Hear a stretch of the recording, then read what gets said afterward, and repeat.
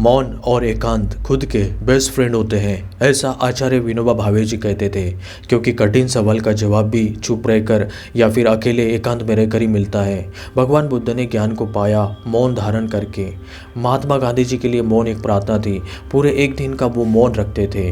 मौन रहना और चुप रहना दोनों अलग है, पर ज़्यादा फर्क नहीं है। चुप रहकर ही आप मौन को पा सकते हैं। दोस्तों, अगर आप ऐसा सोचते हैं कि मुझे तो बोलना नहीं आता, मैं कैसे सक्सेस पा सकता हूँ। बोलना तभी अच्छा माना जाता है जब उसमें आप सही टाइम पर चुप रहना सीख जाते हैं। कम्युनिकेशन में चुप रहने का पॉज आपके कम्युनिकेशन को और ज़्यादा अट्रैक्टिव बनाता है।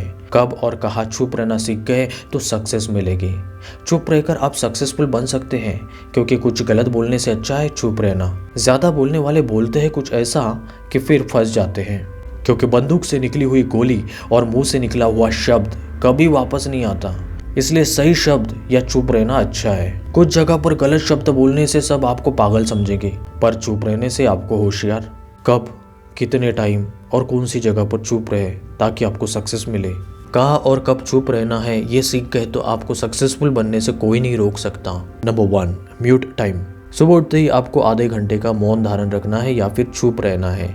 इससे आपके अंदर की शक्ति बढ़ेगी, दिमाग की शक्ति बढ़ेगी, और दिन भर आपको जो भी काम, जितना भी काम है उतना ही आपको बोलना है, ज़्यादा नहीं बोलना है। और वीक में आपको एक दिन में या फिर कुछ घंटे का आपको मौन रखना है। इससे फ़ायदा ये होगा कि चुप रहना, शांत रहने से ब्रेन के सेल्स ज़्यादा एक्टिवेट हो जाते हैं। और एक चूहे की रिसर्च से पता चला है कि चुप रहने से हमारे ब्रेन की ताकत बढ़ती है, पावर बढ़ती है, जिसमें आपकी याददाश्त शक्ति बढ़ती है, स्ट्रेस कम होता है, नई नई आइडियाज़ आपको आती है, क्रिएटिविटी आपकी पैदा होने लगती है, जिससे आप ज़्यादा क्रिएटिव बन जाते हैं। स्ट्रेस कम होने से आपका शरीर हेल्दी रहता है, और शरीर हेल्दी रहता है तो शरीर के काम करने की ताकत बढ़ जाती है, ब्रेन पावर बढ़ जाती है, और ब्रेन पावर बढ़ने से आप आसानी से सक्सेस को हासिल कर सकते हैं। डिप्रेशन भी कम होता है चुप रहने से, और नींद भी अच्छी आती है चुप रहने से। मेंटल हेल्थ में सुधार आने लगता है चुप रहने से। सक्सेस पाने के लिए फिजिकल हेल्थ और मेंटल हेल्थ का अच्छा होना बहुत ज़रूरी है।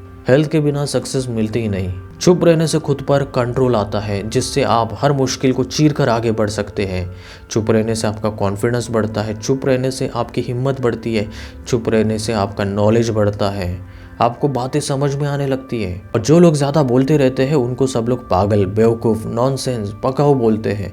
ज़्यादा बोलने वालों को हाई ब्लड प्रेशर और इंसोमिनिया जैसी बीमारियां, यानी कि नींद नहीं आने की बीमारियां रहती है। अगर आप इस मिड टाइम का उपयोग करेंगे तो आपके अंदर बिजनेस में क्रिएटिविटी, स्टडी में मेमोरी और जॉब में आपका प्रमोशन ज़रूर बढ़ सकता है। मिड टाइम आपको हेल्थ और करियर में अच्छा रखेगा। Number 2, mute scene. जब भी कोई फैमिली में झगड़े होते हैं तो उसका कारण होता है शब्द। बोलने से ही झगड़े होते हैं, वाद विवाद होता है। जब भी ऐसा वाद विवाद होने लगे या आपको लगे कि अभी वाद विवाद होने वाला है तो तुरंत चुप हो जाए। इससे आपका टाइम और एनर्जी सेव होगी, और यही टाइम और एनर्जी आप किसी स्किल को सीखने में या कुछ पढ़ने में लगाएंगे तो आपको सक्सेस मिलेगी। Because time is money. Active listening. जब भी कोई आपको कुछ सिखा रहा है या फिर इन्फॉर्मेशन देता है तो उस वक्त आपको चुप रहकर ही उसे सुनना अच्छा होता है, क्योंकि ध्यान से सुनने के लिए आपको चुप रहना पड़ेगा, और चुप रहकर सुनने से आपका इन्फॉर्मेशन बढ़ेगा और आपका नॉलेज बढ़ेगा। तो चुप रहने से आप जल्दी से सीख सकते हैं, तो इससे आपको सक्सेस मिल सकती है। किसी की दिल की बात जानना हो तो बस उसकी बातें अच्छे से सुनते जाइए चुप रहकर, क्योंकि चुप रहने से वो आपको जो नहीं बताना है वो भी बताएगा। क्योंकि आपके चुप रहने में इतनी पावर है कि वो अपने आप अपने राज खोलेगा। जिसकी जानकारी नहीं होती है वहाँ आप चुप रहकर होशियारी दिखा सकते हैं। जहाँ बड़े लोग बात कर रहे हो वहाँ पर आपको चुप रहना चाहिए। अच्छी जगह पर, पवित्र जगह पर आपको चुप रहना चाहिए। अपने बोलने से किसी का बुरा हो, अपने बोलने से किसी को बुरा लगे या किसी को कमी महसूस हो तो उस समय आपको चुप रहना चाहिए। जहाँ पर आपको उस बात का, उस जगह का नॉलेज नहीं है तो वहाँ पर आपको चुप ही रहना चाहिए। गुस्सा आने पर चुप रहना चाहिए। कुछ ऐसा काम करते समय चुप रहना चाहिए जिससे आपका फ़ायदा होता हो, जैसे कि ड्राइविंग करना, खाना बनाते समय चुप रहना चाहिए, खाना खाते समय चुप रहना चाहिए, स्टडी करते समय चुप रहना चाहिए, या फिर कुछ नॉलेज लेते समय चुप रहना चाहिए। एक्सरसाइज, मेडिटेशन करते समय आपको चुप रहना चाहिए, और प्रेयर करते समय भी चुप रहना चाहिए। और ऐसे कई सारे काम हैं जहाँ पर चुप रहने से फ़ायदा होता है, ये आपको पता है, तो वहाँ पर आपको चुप रहना चाहिए। देखिए, इस दुनिया में जीना है तो बिना बोले काम नहीं होता है, लेकिन दोस्तों जितना ज़्यादा समय आप चुप रहने में निकालते हैं उतना ही ज़्यादा आपकी शक्तियाँ बढ़ती जाती है। बोलने वालों को रिस्पेक्ट कम मिलती है, लेकिन चुप रहने वालों को रिस्पेक्ट ज़्यादा मिलती है।